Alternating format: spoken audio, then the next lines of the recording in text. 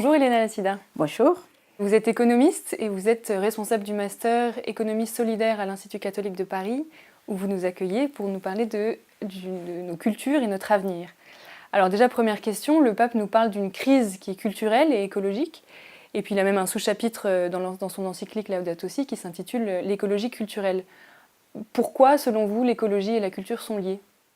Alors, je pense que c'est en lien justement avec une autre notion que le pape met au centre de Laudato Si, que c'est cette notion d'écologie intégrale, où il dit clairement que l'écologie, ce n'est pas uniquement l'environnement ou les ressources naturelles, mais que l'écologie concerne toutes les dimensions de la vie, de tous les êtres vivants, donc évidemment la relation entre la nature et l'humain, mais également de toutes les dimensions de la vie humaine, qu'elle soit la vie individuelle, donc la dimension physique, psychologique, émotive, et la vie collective, le politique, l'économique, le social.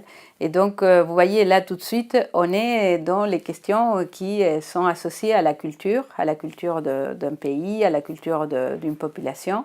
Donc, écologie et culture, pour moi, dans le sens dont le pape comprend écologie intégrale, vont complètement ensemble. Et alors justement, sur cette question de culture, je pense qu'aujourd'hui, quand on voyage, on trouve nos repères un peu dans tous les pays du monde, et c'est une bonne chose parce que ça nous rapproche des pays étrangers. Et pourtant, on peut regretter un peu cet affaiblissement culturel et cette homogénéisation.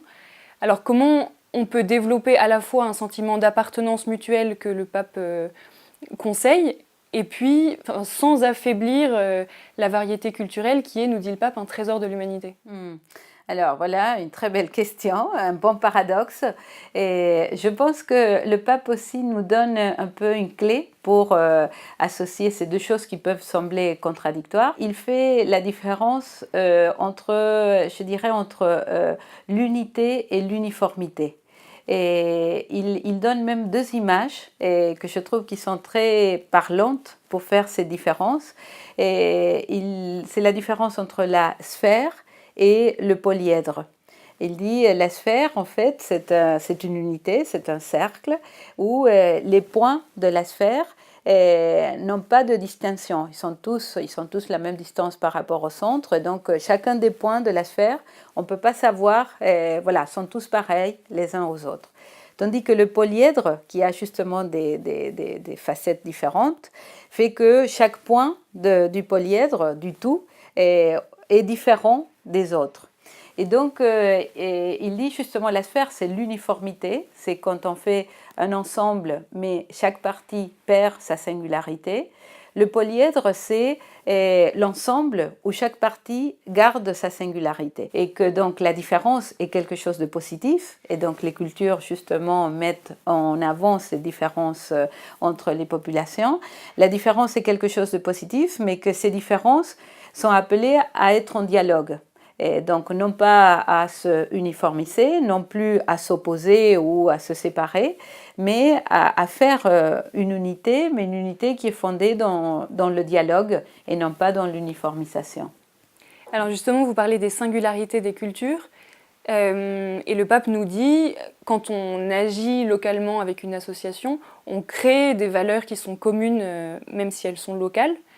Et alors déjà, c'est une première question, hein, pourquoi est-ce qu'agir ensemble crée des valeurs communes ? En effet, l'action, l'agir, est une source de création culturelle. Parce que, vous savez, la culture, souvent, on l'associe à des choses qui nous semblent un petit peu comme figées. Voilà, la culture française, la culture chinoise, la culture américaine. On l'associe un peu à des représentations, souvent à des stéréotypes. Et on pense que ce sont des caractéristiques qui sont fichées, voilà, pour toujours. Et je pense que c'est une fausse idée de la culture, parce que la culture est quelque chose qui évolue, qui change avec les populations. Une culture qui ne bouge pas, c'est une culture morte.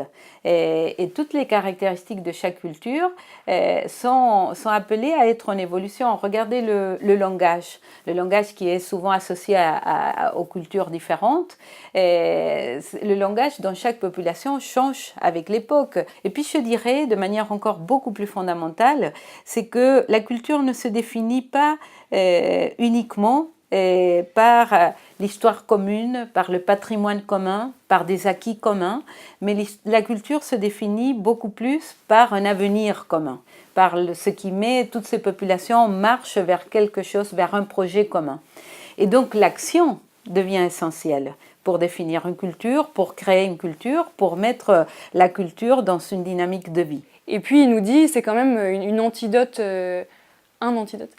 assez efficace contre l'homogénéisation de la culture que d'avoir ces cultures locales-là qui se créent. Je pense que oui, parce que ce n'est pas une manière de se replier, de se mettre à la défensive de cette homogénéisation, mais c'est une manière justement de garder cette culture universelle toujours constituée des singularités.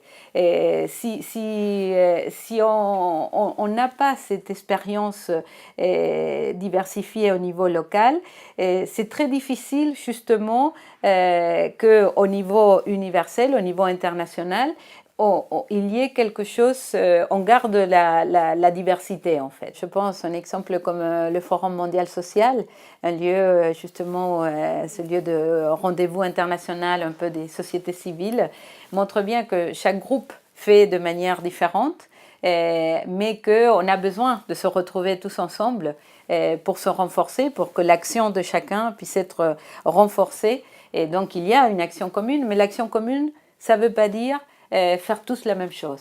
L'action commune, c'est justement avoir un projet commun et contribuer avec des manières différentes de faire. Et alors justement, puisqu'on parle du commun et d'agir ensemble sans faire tous pareil, le pape nous parle d'une conversion qui est intérieure, d'une conversion qui est spirituelle mais individuelle. Et puis il nous dit aussi que ça ne suffit pas d'agréger ces conversions personnelles, mais qu'il faut vraiment avoir une conversion qui est communautaire. Et il parle même d'une révolution culturelle et d'une révolution écologique. Comment est-ce qu'on passe de la conversion à la révolution ? Alors, je n'ai pas la recette. Il faudrait demander au pape. Mais je pense que c'est très beau que dans ce document de Laudato Si, il y ait un petit peu les deux dimensions. On ne peut pas penser l'un sans l'autre. Et qu'il ne faut pas non plus les penser l'un d'abord et l'autre après. Vous savez, parfois on dit il faut commencer par convertir les cœurs et puis le reste va venir. Non, je pense que le pape, c'est pas ça qu'il dit. Et il dit justement que ces deux dimensions doivent se travailler ensemble. Et je pense, oui, quand il parle de conversion écologique, justement, il dit que la conversion écologique a une dimension collective et communautaire et qu'elle passe par le fait de rentrer en communion avec tous les êtres vivants. Donc, je trouve que c'est très intéressant parce que ça veut dire que la révolution est d'ordre relationnel, que la révolution, c'est pas simplement, voilà, parfois on a aussi dans la tête un peu que la révolution, c'est changer les structures, voilà, c'est un changement de modèle, et c'est ça, c'est vrai, mais pour y arriver, il y a quelque chose, je pense, entre l'individuel et les structurels, que c'est le relationnel. Et je pense que, voilà, tout Laudato Si nous dit, tout est lié, et la dimension relationnelle est au cœur de cette transformation. Et je pense que ce qui fait le lien entre conversion et révolution, c'est ce changement au niveau des relations. Merci beaucoup pour vos réponses. Merci à vous.